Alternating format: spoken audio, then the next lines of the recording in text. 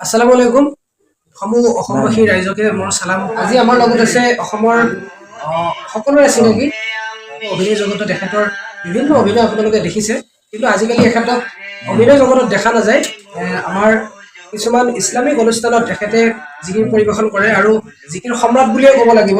যিহেতু এখেতে অভিনয় জগতখন এৰিছে, আমি এখেতৰ জিকিৰ শুনিবলৈ পাওঁ আৰু ইছলামত আমাৰ মাজত হিন্দু মুছলিম সকলোৰে কাৰণে খুব মধুৰ এখেতে জিকিৰ পৰিৱেশন কৰে। আমাক জিকিৰ আমাৰ মাজত দি আহিছে, আমি শুনিছোঁ।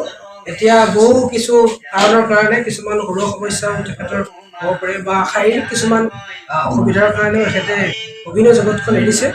আৰু সেইটো কাৰণে এইটো বয়সত আৰু তেনেকুৱাকৈ গান এতিয়া কমেডি গান কিছুমান শব্দ গাব নালাগে আৰু বয়সো হ'ল এতিয়া, গতিকে মানুহ এদিন জন্ম পালে এদিন মৃত্যুবৰণ কৰিবই লাগিব।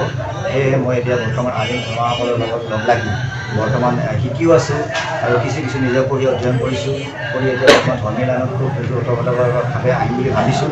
আৰু সেইকাৰণে আৰু ৰাইজে মোক আগুৱাই দিছে, আগতে যিদৰে মৰম চেনেহ দিছে এতিয়াও মোক মৰম চেনেহ দিছে আৰু ধৰ্মীয় সভাবিলাকত প্ৰত্যেক সভাতে মোক মাতিছে। এইবছৰ বিশেষকৈ মই বহুতকেইটা ধৰ্ম অনুষ্ঠানত মই অংশগ্ৰহণ কৰিছোঁ আৰু জিকিৰৰ মাধ্যমেৰে জীৱনটোৰ বিষয়ে হিন্দু মুছলিম খ্ৰীষ্টান যিয়ে নহওক সকলো মানৱ জাতি আমি সকলোৱে মানৱ, সকলোৱে যাতে মৰম মিলা প্ৰীতিৰে ভাতৃত্ববোধ বজাই আমি চলি থাকিব পাৰোঁ, পৃথিৱীত যাতে আমি একেবাৰে মানুহ হিচাপে জীয়াই থাকিব পাৰোঁ, তাৰ কাৰণে আৰু পৰকালত যাওঁতে যাতে আমি ভাল এটা জীৱন এটা লৈ কিনে পৰকালত যাব পাৰোঁ, তাৰ কাৰণে এতিয়া চেষ্টা কৰিছোঁ। আৰু সেইবাবে আমি আলিম ওলামাসকলৰ লগ লাগি বৰ্তমান ধৰ্মীয় অনুষ্ঠানবিলাকৰ ওপৰত জড়িত কৰিছোঁ।